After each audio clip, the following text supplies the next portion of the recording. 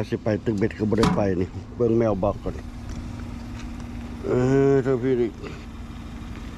เนาะบ่มีหนังสือมีแต่โฆษณาว่าสิไปตึกเบ็ดก็บ่ได้ไปมื้อนี้มื้ออื่นไปแน่นอนละมื้อนี่มึงดูดิคันเบ็ดก็อยู่นี่มื้ออื่นนี่ไปแน่นอนมื้ออื่นนี่ไปตึกเบ็ดแน่นอนนี่เครื่องตึกเบ็ดยังอยู่นี่อยู่ไปแน่นอนมื้ออื่นนี่บะยังไว้ก็บ่ฟังมาไปซื้อเครื่องไปซื้อข้าวจีมาแล้วสิเอาเบ็ดนี่ไปแปลงก่อนเพื่อใส่ไส้นี่เนาะ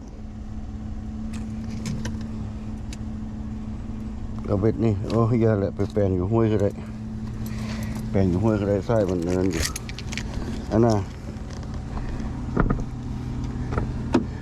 ไปซื้อข้าวจีมาเฮ็ดแซนด์วิชสิเดินทางไปตึกเบ็ดมื้ออื่นไปตึกเบ็ดมื้ออื่นซื้อข้าวจีมาเฮ็ดแซนด์วิชไปกินทาง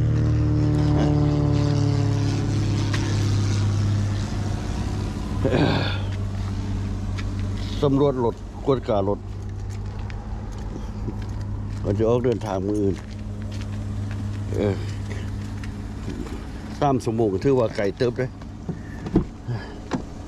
นะบ่มันบ่ฮอด3 ชั่วโมง2 ชั่วโมงปลาย2 ชั่วโมงครึ่งเพราะว่าออกจาก2 ชั่วโมงครึ่งออกจากบอนอันน่ะบอนจุดหมายแรกกันไปฮอดท่านอยู่ออกนี่ไปฮอดมันเป็นชั่วโมงปลายอยู่แล้วนะชั่วโมงครึ่งอยู่แล้วแล้วออกจากมองหันไปอีกประมาณ40 กว่าไมล์ก็ประมาณครึ่งชั่วโมงนะ40 กว่าไมล์นี่แล่นครึ่งชั่วโมงแล้วก็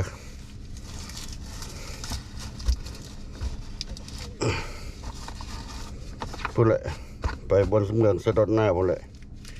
ไปมองเก่าพูดเลยไปเบิ่งว่าป่าก็ยังห้วยแล้วแต่ว่ามันมีพอได้ตึกอยู่ป่านะสิไปเอามาไว้นี่แหละได้เท่าไรก็เ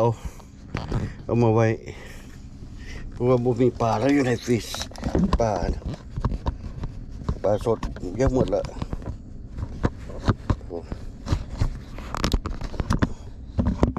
ป่าสดยังหมดแล้ว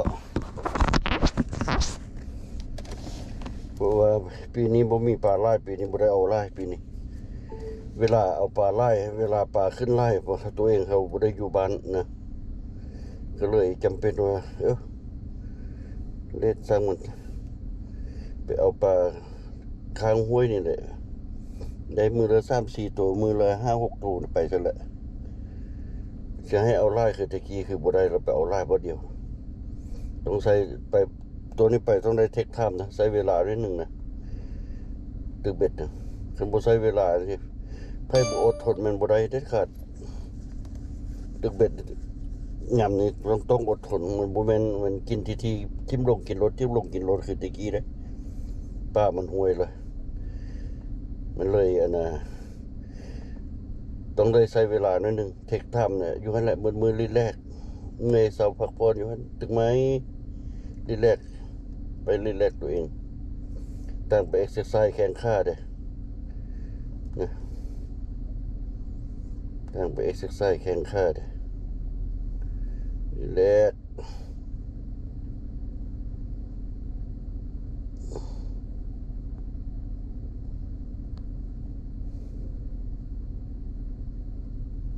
ฟังเพลงอัดมื้อนี้นะถ้ากูเห็นแล้วเพลงนี้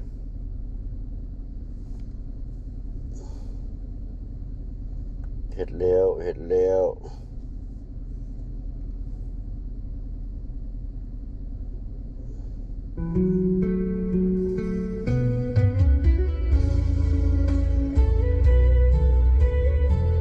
มีคนแซ่ได้ดีเนาะ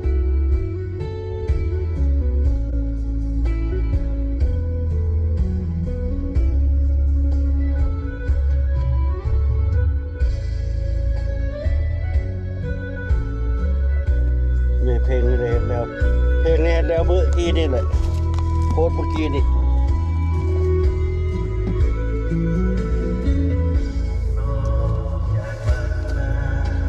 เ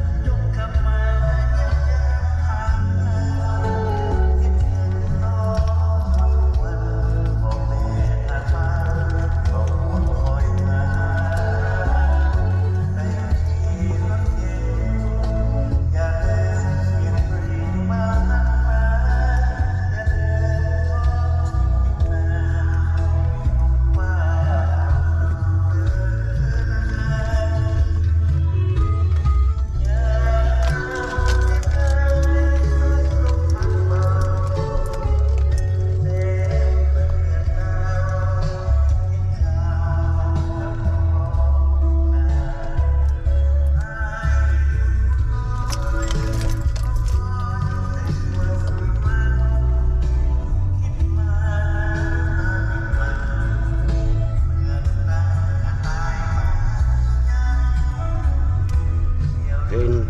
พลง5กันแล้วเมื่อกี้เนี่ยโพสต์เมื่อกี้นี่เข้าไปเป็นกำลังใจฟังให้เด้อกดไลค์กดแชร์ฉันตัวบอกกดไลค์กดแชร์เด้ฟังอะไรมวนเขาฟังเรานั่นแหละเพลงเศร้าหน้าไก่ทิน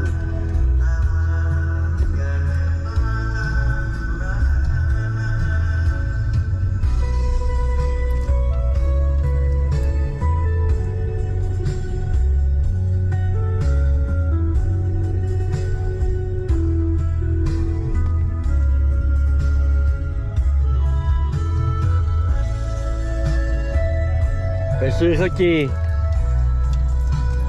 จีสิมาเฮ็ดแซนด์วิชไปกินทาน้ำมือ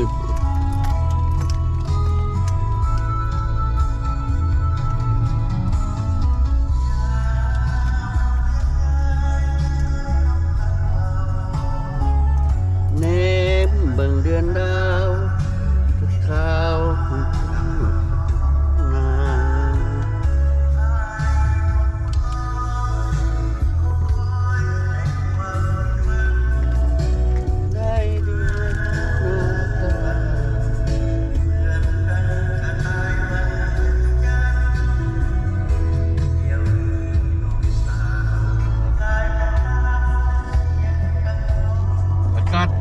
บ่มีแดดมื้อนี้มื้ออื่นบ่มีแดดแต่ว่าบ่ดีเลยตึกเป็ดบ่ร้อนบ่หนาวบ่ดีอุ่นๆ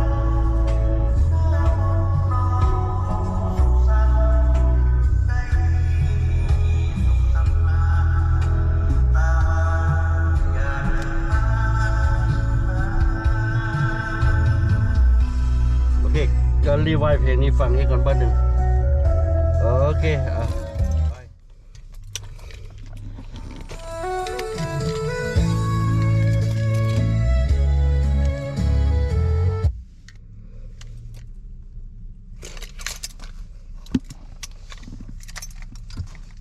ไปเข้าไปบนในตลาดเขาไปในตลาดแล้วพี่เอาไปทิ่มหนุนเลยพี่เอาไปทิ่มหนุนเลย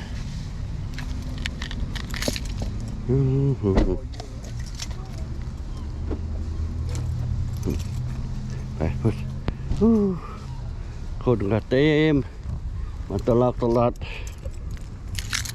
โอ้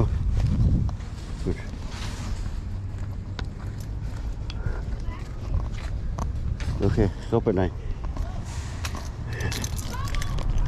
ฟ้ามืดขนาดมันจะเข้าไปยังให้กับบริจุดอากาศคือว่ามืดแต่นะมันมัวฝนจะตกกับโบแมนดิฝนก็บ่ตกมื้ออื่นก็ยังบ่ตกฝนดิ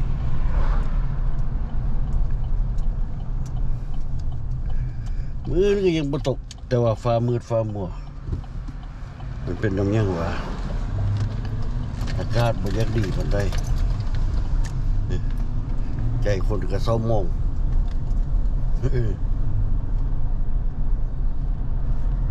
เลยบ่ขึ้นบ่อยากเห็นหยังนี่ย้อนอากาศบ่ดีถ้าแดดออกมาหน่อยนึงนะมันสว่างสวัยเลยใจคนมันก็อยากเห็ดเห็ดนั่นเห็ดนี้ตัดนกตัดหญ้าบาร์บีคิวเลยแดดออกหน่อยนึง